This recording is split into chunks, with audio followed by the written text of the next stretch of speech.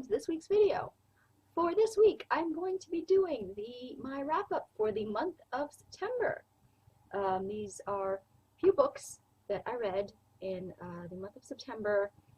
I would say it was a good reading month, sort of half-half, because I have one book that I enjoyed, one book that I loved, one book that disappointed me, one book that I hated. So let's get to the book that I hated, because it's the most recent book that I read, and so it's fresher sort of in my mind.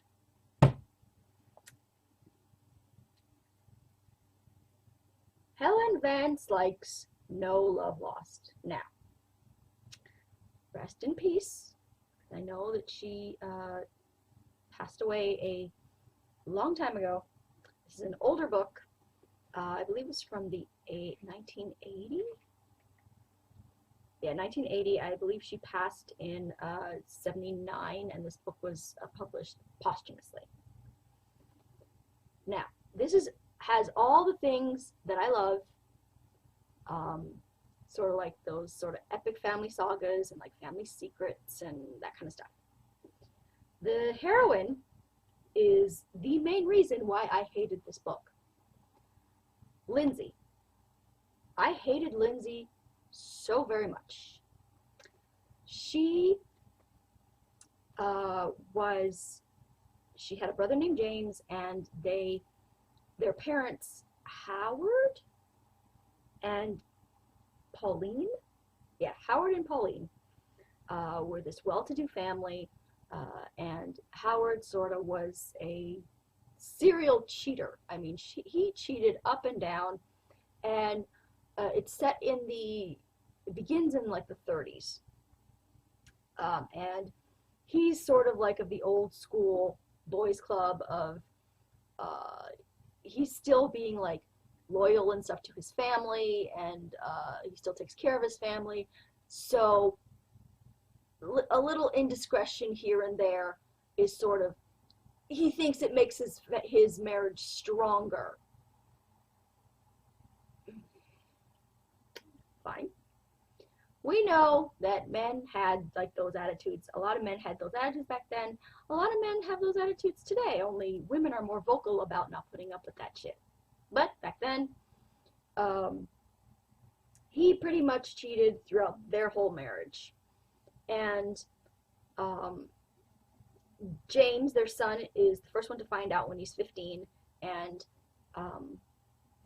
pretty much hates his father for it. But we'll put a pin in that, because that comes back. We'll talk about that in a second, in a little while.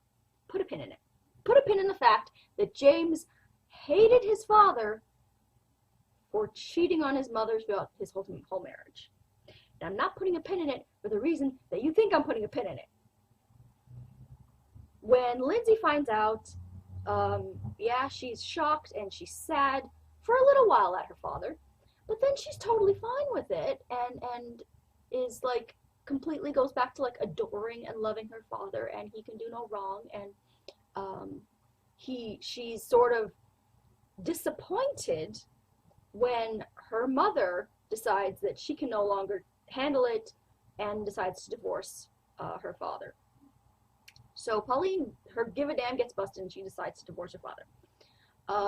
So Lindsay grows up, and Pauline is like trying to be this like, strong, independent woman, but she's constantly questioning whether she made the right decision, because she thinks because she's still in love with Howard, and it's hard being a woman like on her own kind of thing, and maybe she should get back together with Howard for the security, and maybe she did overreact about him cheating or whatever, but thankfully she doesn't do the stupidity of going back to him.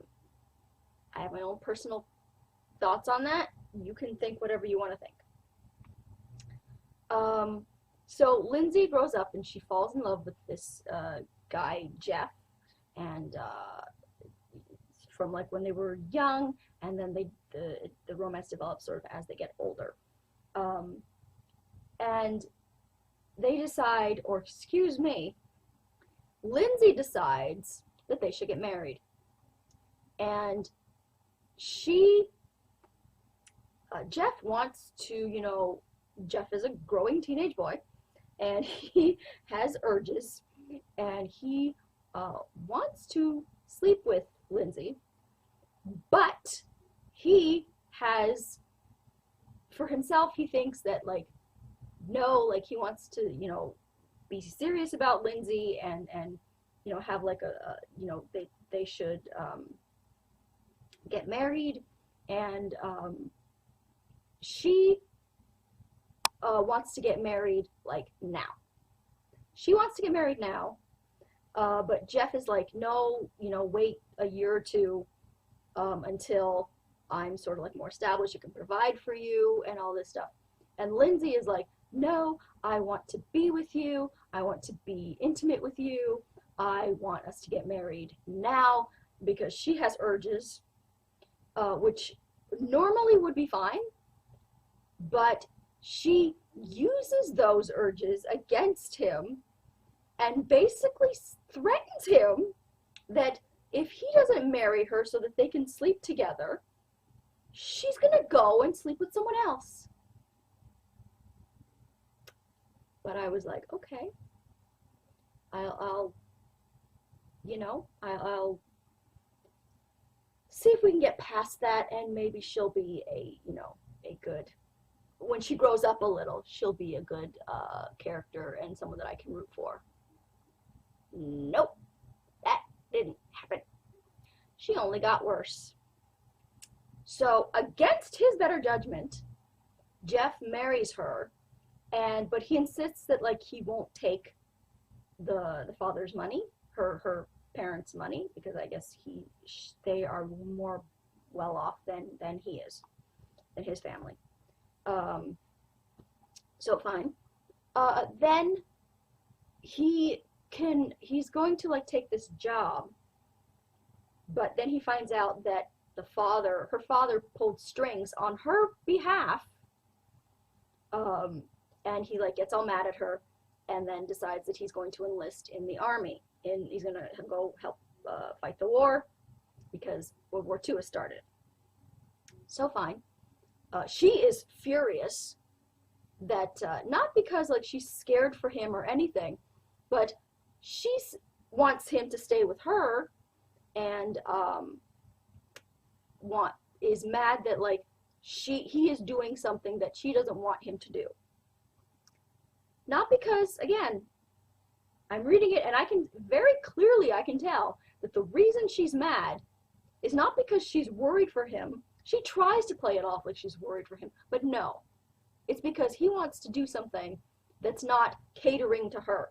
So fine, he goes off to war, and she sends him, she's just horrible to him. She sends him these, like, long, rambly letters about, like, how, and they're just, like, these bitter, sort of cold, and she's, like, making him, like, lose his mind in the war. Oh, wait, I almost forgot, one of the main relationships that gets torn apart here is Lindsay and her best friend Adele. Adele's father, when the crash of 29 happens, Adele's father commits suicide. But they does it in such a way that it can be ruled an accident, so that Adele and her mother can get the insurance money. Adele is a child and is, well, like 12, 13, I think. But she's a young woman and is heartbroken and just, like, grieving the loss of her father. Lindsay gives it about a short amount of time before she's berating Adele for always being so depressing and, like, get over it already, basically, is what she's telling her, and shows, like, no sympathy for her supposedly her best friend, and just, okay, I hated that, so that made me, like, even more hate her. And then this whole thing with forcing Jeff to marry her, and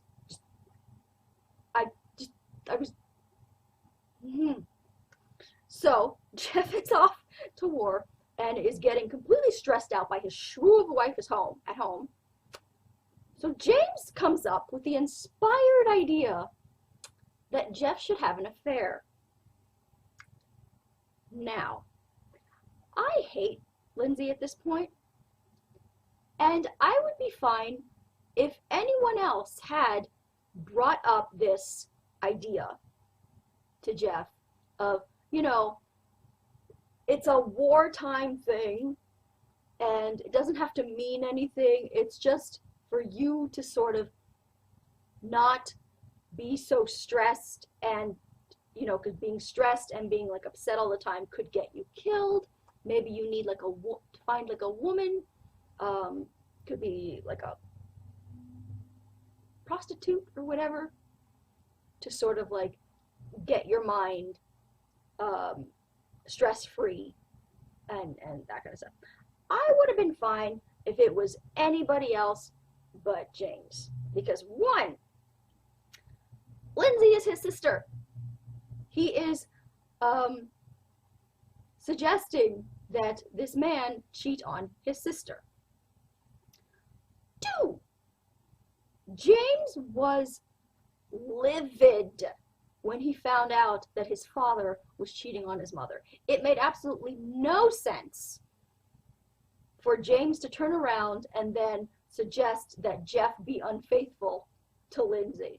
And they even tried to like, oh, we know the readers are going to think that this is out of character for James, so let's throw in the line, I know that you might think this is strange considering how mad I am at my father, but it's not the same because it's just like a little wartime thing. It doesn't have to mean anything, and it's just to like relieve your mind and blah, blah, blah. Bullshit. Bullshit, bullshit. It's the same. And it was ridiculous to have James be the one to suggest this to Jeffrey. And then James dies. James dies in the war, but not before he and Adele end up having this little romance through letters, and they like grow close, and Adele is like so in love with him, and they're going to be together when he gets back, but sadly he never gets back because he dies in the war. But not before he writes to Adele telling her what Jeffrey did. He writes to Adele and tells her that Jeff was unfaithful, and for her not to tell Lindsay, but just to sort of keep it to herself. So now Adele feels guilty for keeping this secret from her best friend. She should have never felt guilty, because this bitch, Lindsay, oh my God. Okay, so James dies, and everybody, of course, is heartbroken and everything. And Adele is, of course, heartbroken and is depressed and takes to her bed and doesn't want to leave her bed and is just destroyed because she loved this boy. And because she lost her father, now she lost the man she loves.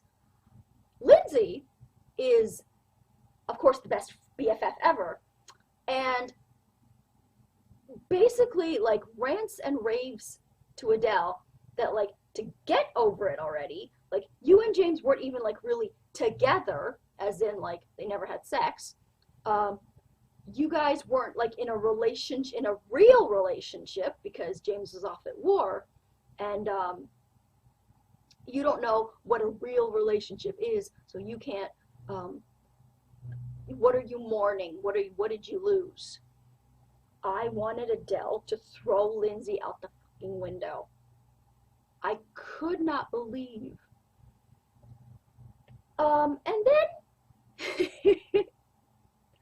for some reason, Adele and her father and Lindsay's father, Howard, grow close, because Lindsay is like, oh, I can't deal with Adele, like she's not willing to like get over her sadness and blah, blah, blah. And then they're like, maybe, Howard, maybe you can talk to her. So he goes and he's like they get they get closer, and then for some reason Adele tells Howard that Jeff cheated on his daughter. That was stupid. And then Howard goes and runs to Lindsay and tells him that this is what Jeff did.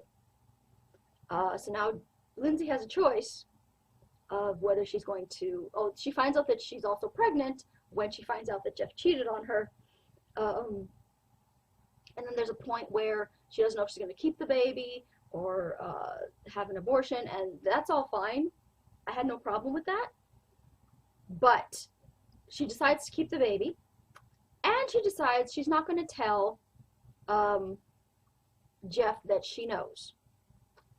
She's going to, Jeff comes back from the war, and they decide that they're going to like give their marriage like a chance and everything, for the baby's sake, because Jeff has fallen in love with actually the woman that he was having the wartime affair with, but and he's like thinking about leaving Lindsay for this woman, but then he finds out Lindsay's pregnant, so he decides to come back and like sort of be with her like for the sake of the child.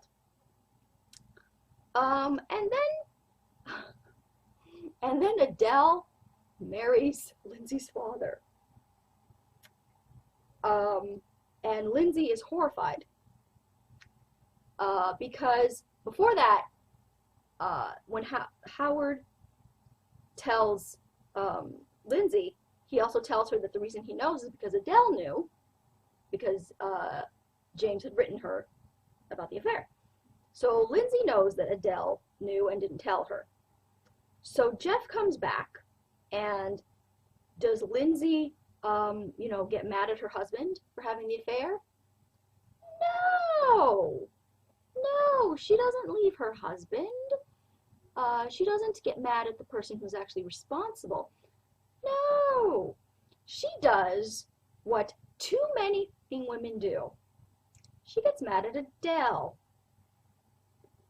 because it's easier to get mad at some outside woman than it is to get mad at the man you love, because, oh no, women, we have to stay with our men.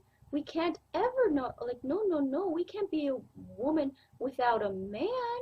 If she told Jeff, then maybe that they would have to get a divorce and he would leave her and she'd be by herself. And oh no, we can't have that. So let's be an utter bitch to somebody who had nothing to do with your man cheating on you.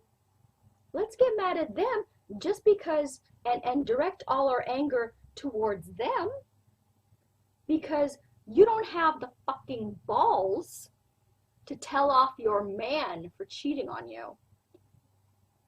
And way too many women do this, and it pisses me the fuck off. Adele becomes this nemesis to her greatest enemy in the world. For what? For knowing that her husband cheated on her. That's why. No other reason. None at all. But Adele and Howard get married, and it's weird, but okay. And then it skips to the daughter, when Lindsay has the baby and the daughter is grown,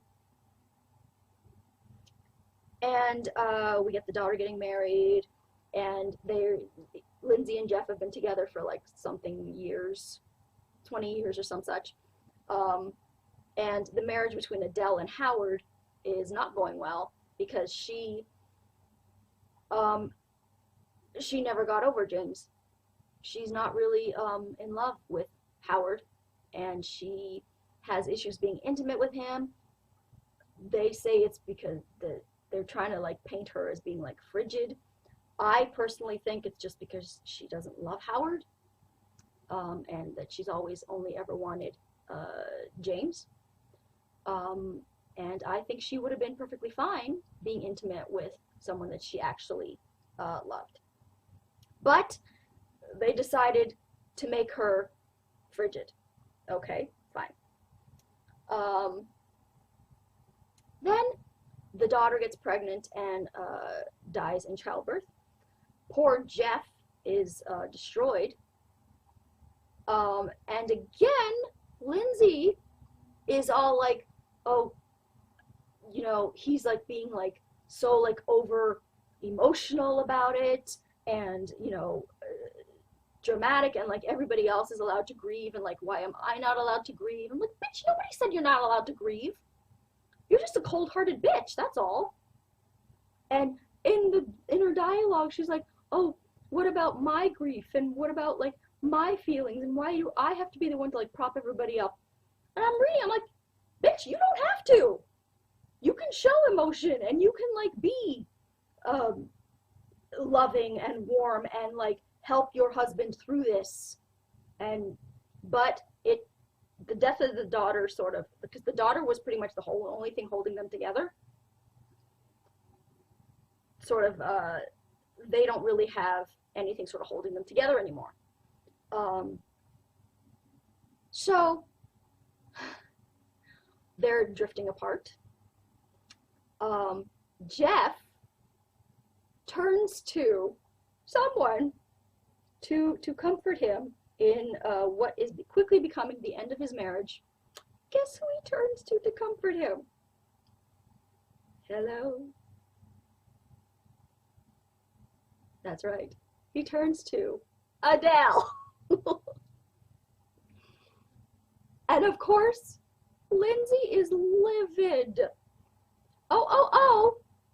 But before that, the reason mostly that their marriage is falling apart again is, so Lindsay decides that she's going to like start her own business, which is fine. That was awesome. You know, she's going to like sell antiques and like travel and like buy like different antiques from places and sell them in a shop. And that's all like great. I love that.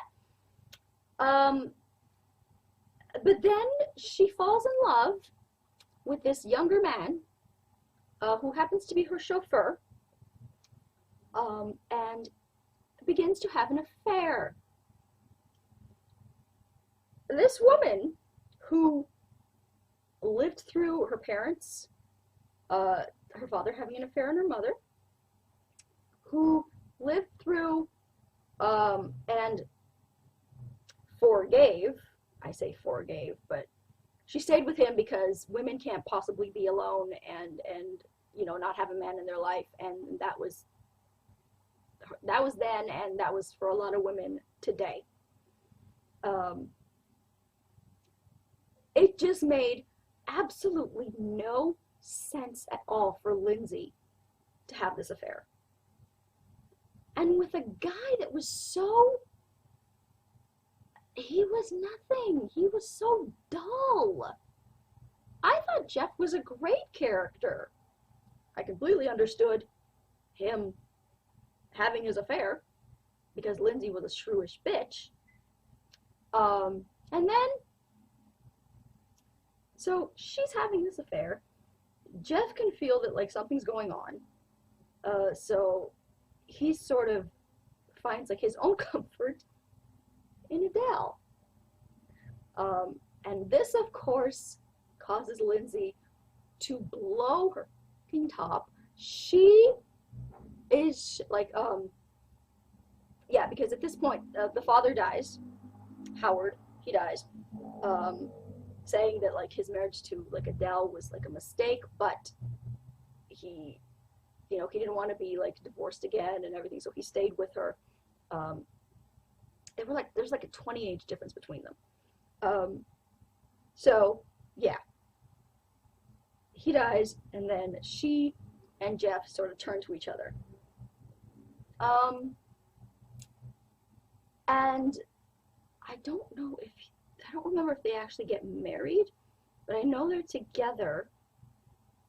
And then in like the last couple of chapters, for some reason, because they knew that like the writer or whoever finished it after the woman died, or published it after the woman died, decided that they needed to justify Lindsay's hatred towards this poor girl, this poor Adele. So they turn Adele into this mean, cold bitch, basically. From literally one page to the other. On one page, she is still this, like, you know, like warm, sad, fragile person. And then literally the next page, she's this cold, conniving bitch who basically took Jeff, only wanted Jeff because Lindsay had him. That was the attitude. And it made absolutely no sense, and I didn't buy it, and that was bullshit because Adele was not a bad person. Lindsay was the cold-hearted bitch. But they felt like they had to justify Lindsay being the heroine. Of course, she couldn't be in the wrong. No, no, no. She had to have been right about Adele all along. And we had to have that one page where, like, Adele suddenly gets a personality transplant and is this completely cold, unfeeling shrew, manipulative shrew, to justify Lindsay's hatred of her this whole time.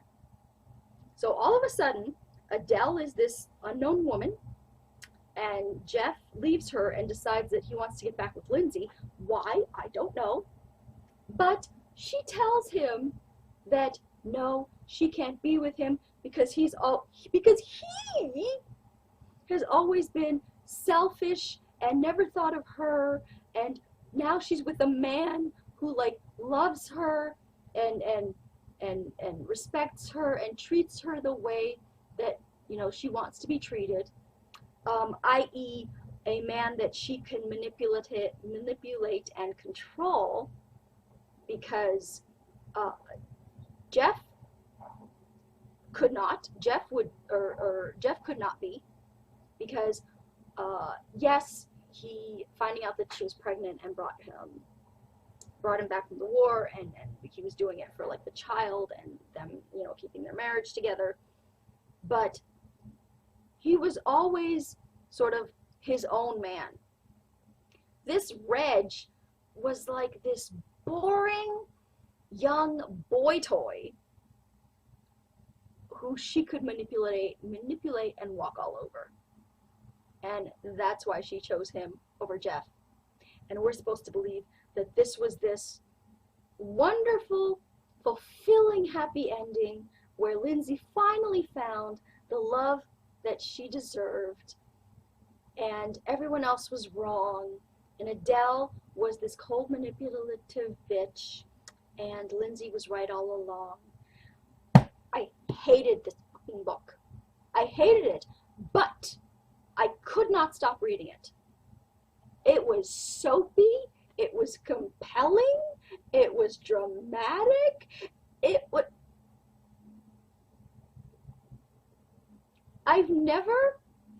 I don't think I've ever hated a book that I enjoyed reading.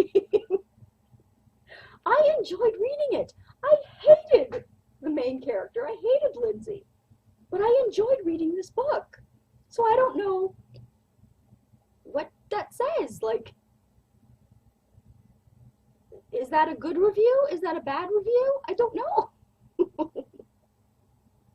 But, yeah. The ending absolutely sucked. But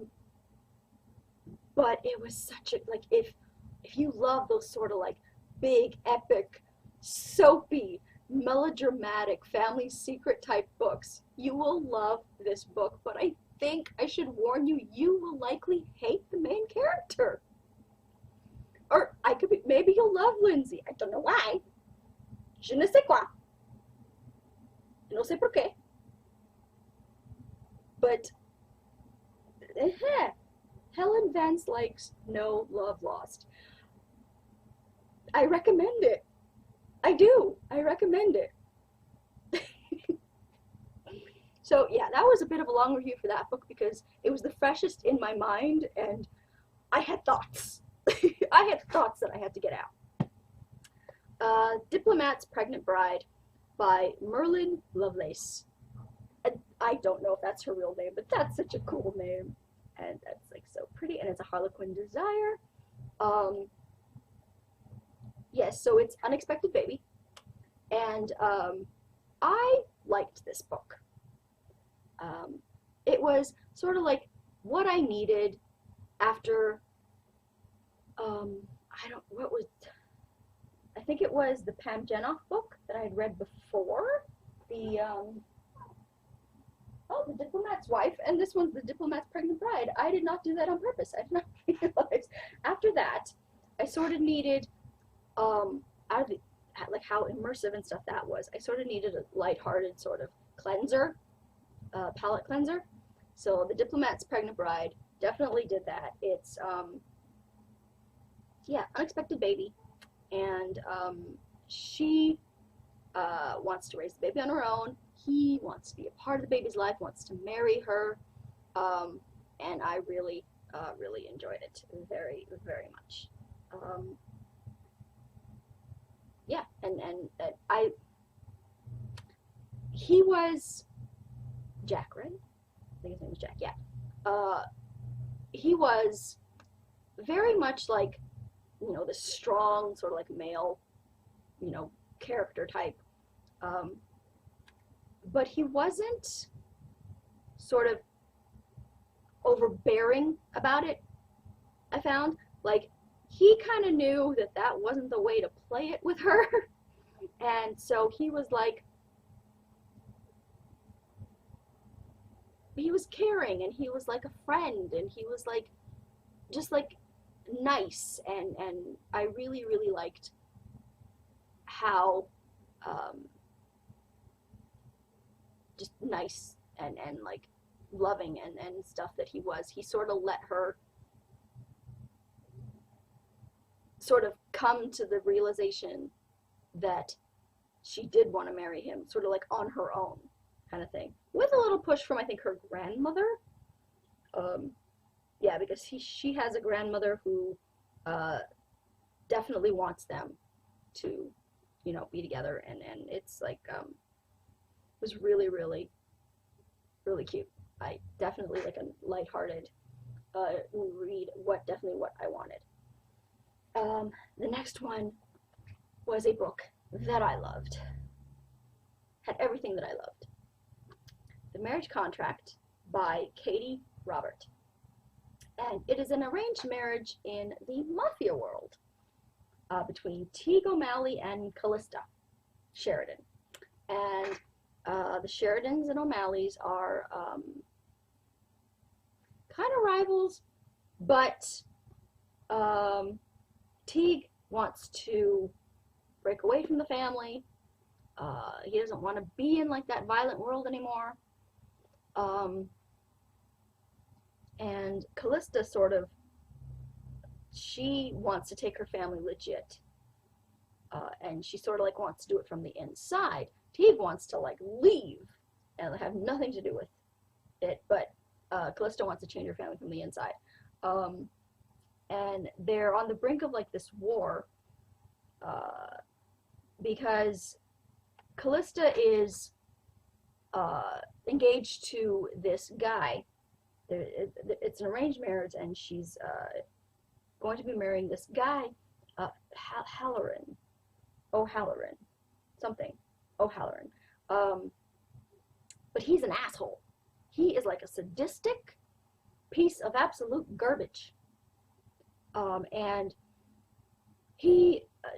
Callista goes to like meet him and learns that he is this sadistic piece of garbage, and he attacks her and she kills him. So then she has to, then like they're on the brink of this war, the different families, because nobody knows that Callista is the one who's killed Brandon, and everybody's sort of blaming everybody, and to keep the war sort of like from happening, she has to get involved in another arranged marriage with this Teague O'Malley. This arranged marriage is much, much better, goes much, much better. The engagement, because they're, I loved their relationship so much. There's definitely like attraction at first sight, and just like as they get to know each other, this incredible friendship develops between the two of them. And I loved it so much because you have this like alpha mafia guy who's like not an asshole. And don't get me wrong, I enjoy an alpha hole every once in a while. And we'll get to that in my last book that I wanted to talk about. But for this, just their friendship is wonderful. And how it's sort of, they develop this relationship where there's attraction and they fall in love with each other, but they're very much bonded in this sort of like, as long as like we're together, we can face anything. And then it's discovered that she's the one that killed the O'Halloran guy. And that throws a bit of a wrench into things. And there's this amazing scene with Callista and I think Teague's sister, who ends up, and I think that's the sequel bait, because I think it's going to be Teague's sister falls in love with the James O'Halloran, who's the brother of the guy that was killed. And James and Teague used to be friends before all these like mafia wars started like sprouting up. And it's sort of like, I hope that like they become friends again, because they do have like a couple of scenes together where you can tell that it's like they miss their friendship. And I really hope that I'm looking forward to the next one to find out the sister's relationship with James, and sort of see like more of like if James and Teague actually do sort of like get their friendship back. I really hope so. But there's this awesome scene with like Callista and the sister escaping from somewhere that they're being held. I don't remember where right now, but I think it's at the O'Halloran house, and James is like the good brother. Oh, and then something happens to like Teague's younger brother, and it's just, oh, that's very sad. Yeah, James's father is like this evil piece of garbage, and is holding Callista and Teague's sister. And there's this awesome scene of like the two of them escaping, and I loved that scene with the two women, you know, like just kicking ass and like saving themselves, and that was just awesome. So I absolutely loved this book. Absolutely cannot recommend it enough. It had everything I loved. It had mafia, it had arranged marriage, sort of like marriage of convenience kind of thing. It had friendship, it had women sort of like being strong but not stupid, not the whole like, oh, I'm not going to do what you tell me to do just because you're a man, even though it's going to turn out that you were right and I should have listened to you to save my dumb ass. I hate those kind of women, that they're supposed to be considered like strong women because they don't listen to what a man tells them, even though at the time the man is right. I hate them. That's not what happens here. That's not what happens here. Thank you, baby Jesus. So yeah, cannot recommend enough. The Marriage Contract. Katie Robert, absolutely loved it. Loved it, loved it, loved it. And we get to the last one, which was the book that was almost going to break my Audible slump. it was so close. It was so close. And then no. The Deal by Stella Gray. Arranged book 1. It was so close. It's the hero and heroine. He is Stefan. I don't remember what her name was right now, but the hero and heroine enter into this arranged marriage. Him for like, her father wants to like do business with his father, and he, the father, his father owns like this modeling business, and we're going to get to those quotes in a second. And so they decide that they're going to marry his son with his daughter. So that's all fine and good. And she meets him, and there's instant attraction and that kind of thing. So and he is initially all like sweet and like sympathetic with her, like, oh, like we have to do this thing and everything, but like and she's like, I don't want to get married, I want to like go to school. And then he's like, I think it's he says that like, if you agree, then like I'll pay for you to go to college, like you can still go to college and we can still get married. So that's all wonderful and great, right? Wonderful. So they seem like so sweet, and I was like so like happy, because I thought like, oh, I was gonna get like another arranged marriage where like they were like friends and it was wonderful, and that's not what happened. So they get married, and he spends, first of all, he won't sleep with her on the wedding night, or many nights that come after that. On the honeymoon, he pretty much ignores her completely, and suddenly becomes all like cold and remote and just abrupt and down borderline rude, or no, not even borderline, rude, and leaves her in the hotel room as he goes around in, I think it's Venice, and like conducts business. He works the whole time. He's out meeting these women, and supposedly doing business.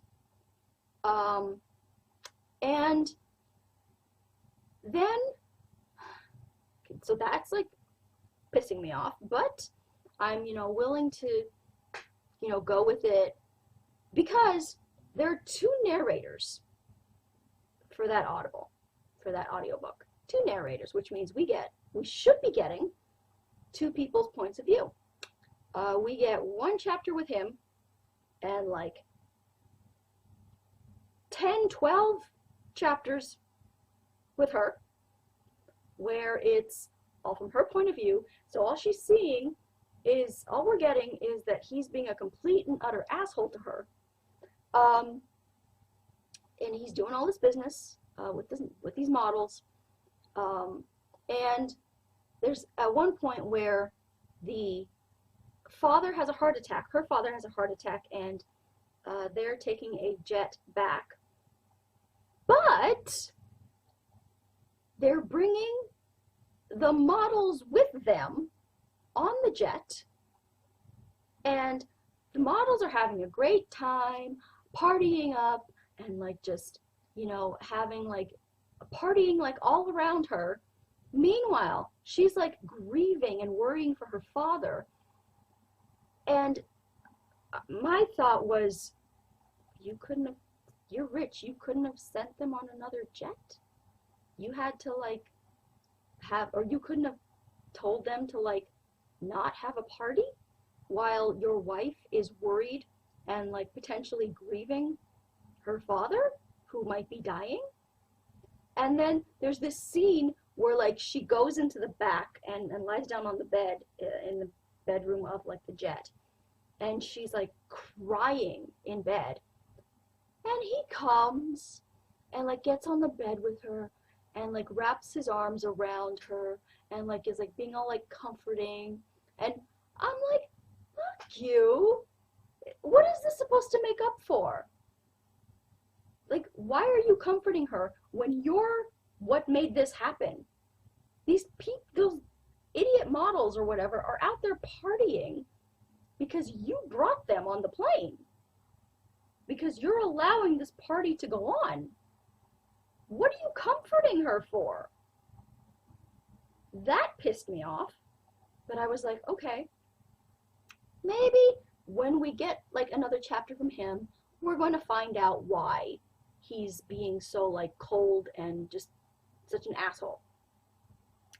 Nope, another 5 chapters of her being like all like trying to like get his attention and trying to like make him like, first of all, have sex with her because she's still a virgin at this point.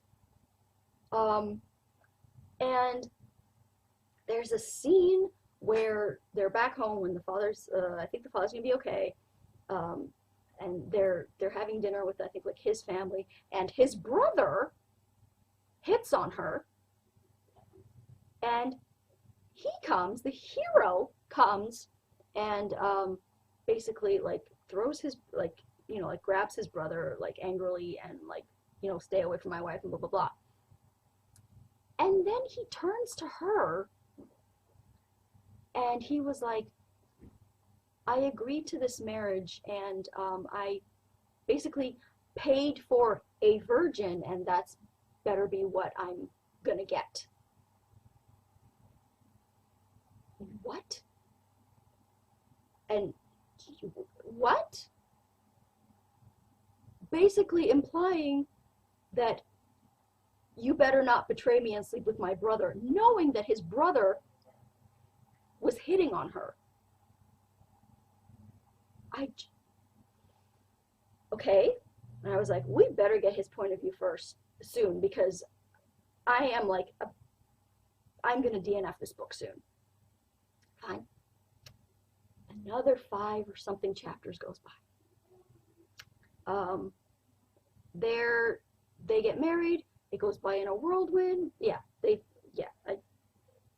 mentioned that from like the beginning. I was skipping ahead for some. Yeah, I got my time mixed up there. Yeah, they got married and the honeymoon, and he was all working, and it was just horrible. And then her father has a heart attack, still horrible. And they go back, travel some more, I think, to like do more. He's working, whatever. And then it skips ahead where they finally do,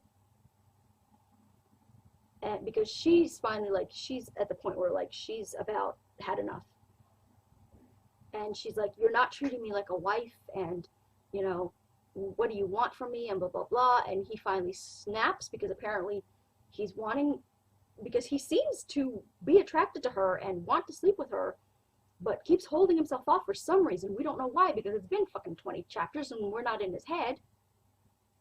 And they finally, like, they end up sleeping together.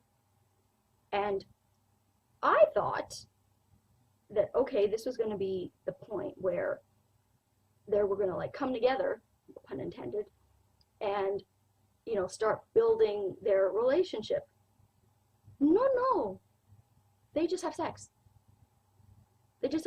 And she's like, you know, I finally got him to be intimate with me. I don't want to rock the boat by, you know, complaining too much about, you know, his working, and the fact that, except for sex, he still basically ignores me. I don't want to rock the boat for that. No. I don't want to make him, you know, like, not want to be with me. It's good enough that we just have sex. So she's in college, and she's like doing her thing, and she tells him about this event that's going to be happening at the college, and, you know, like, kind of like so gingerly, like she doesn't want to like make him like upset or mad. She's so like gingerly is like, well, if you want to come, you don't have to come, but if you want to come, I can bring a guest, and if you want to, that could be you, and like almost like a battered wife trying to like not anger her husband and like set him off, almost like that. And he agrees. However, the next chapter where he agrees, we finally get his point. Finally get the male narrator. We get his point of view. And I'm thinking, finally, we're going to get like in his head and understand like why this was all going on and like why. And I don't even mean like, I didn't want like everything wrapped up. Because like we were like not near the end. We were like past the halfway point. All this took up like more than half the book. But I'm thinking like, okay, at least like give me something. Give me some reason why he's being like this. Nope. That's not what happens. He goes to the college thing and spends the entire time complaining about the fact that he was dragged to this college thing. Not so much like, not verbally, but like in his thoughts, in his point of view. He thinks it's stupid and he should have never agreed, and now that like he's sleeping with her, it's making him weak, and he's mad at her for being irresistible to him and causing him to break and give in to the urge to have sex with her. He's mad at her for that. And that's when I DNF'd it. Because like after that point of view, we went back to her. And we got nothing. We got nothing, no explanation at all from him in that chapter. In that one, there's 2 chapters of him and like 25 of her. No. If you're going to make your hero, if you're going to make your male character an alpha hole, you make him that way to the heroine. You don't make him that way to the reader. And let me explain. You give us his point of view. He can like behave the way that he's behaving to her, but you give us his point of view so that the reader understands why he's being the way he is. And the reader can decide to, stick it out, girl, stick it out. Just wait for like the heroine to find out what's going on, and then they can talk, and like she can like forgive him or not forgive him. But it's a romance novel, so we're going to say that she's going to forgive him. So you show the reader why he's behaving the way he's behaving, even though you don't have to show the heroine yet. But the reader needs to know, so that the reader doesn't throw her book or e-reader or whatever device across the room.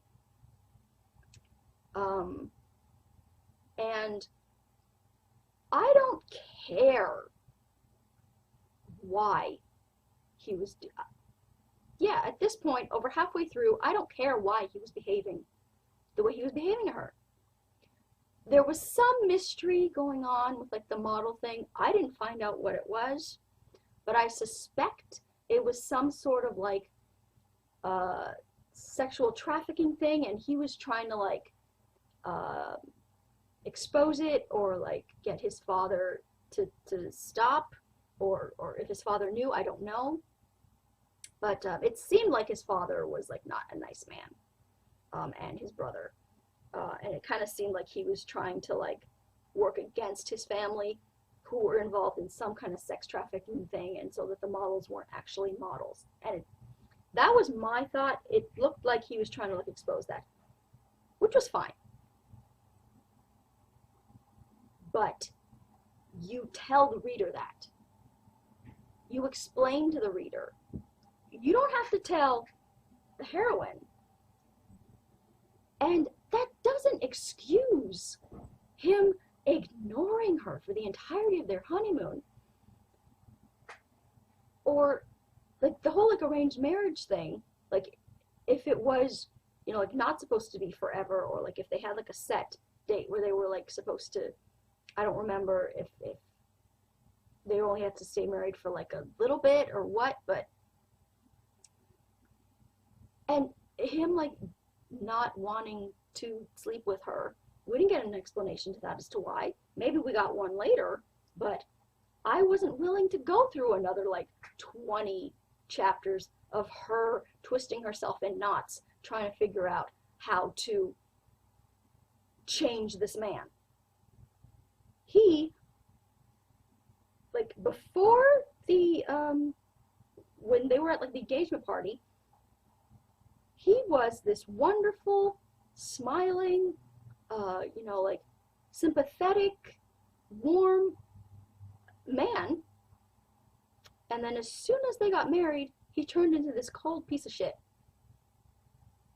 And we didn't get an explanation as to why, as far as I read.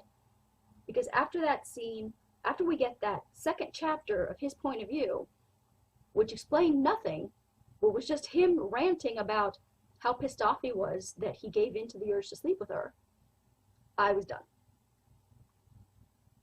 I was done and just no.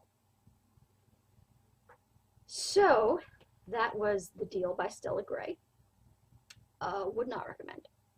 Did not work for me. I'm sorry. If you're going to make him an alpha hole, make an alpha hole to the heroine. Don't make him one to the reader. You get the reader in his mind. You give us his point of view so that the reader knows that the reasons for why he's behaving the way that he's behaving. You can keep that from the heroine, keep that mystery from her.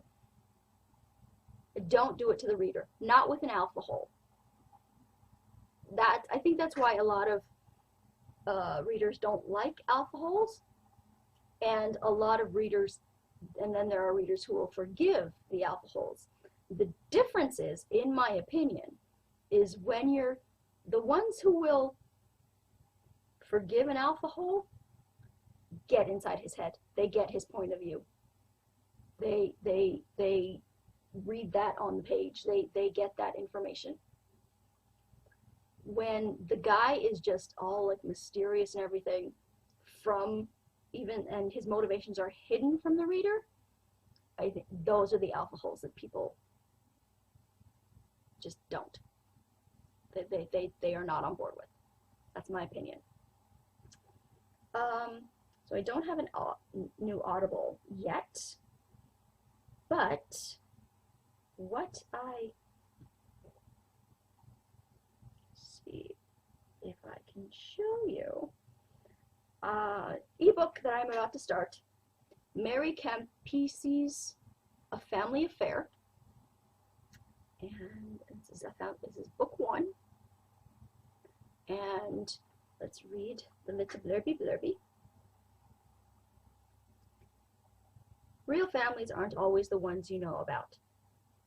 When Christine Blackworth's larger-than-life father is killed on an icy road in Magdalena, New York, 100 miles from the getaway cabin he visited every month, she discovers a secret that threatens everything she's always held to be true. Her father has another family, which includes a mistress and a daughter.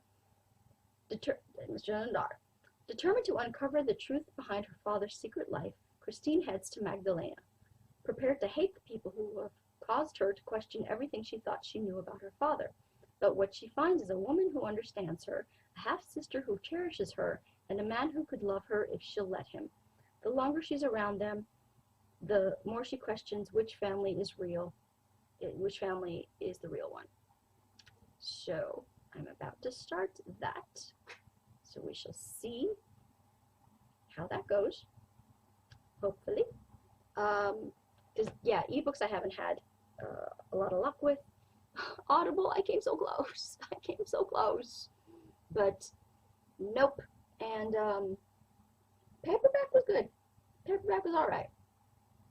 So, that's going to be it for this week's video. Like, comment, subscribe, do all that good stuff. Follow me on Twitter at twitter.com/authorejamie. Like my Facebook page at facebook.com/authorejamie. And I will talk to you guys next time. Bye!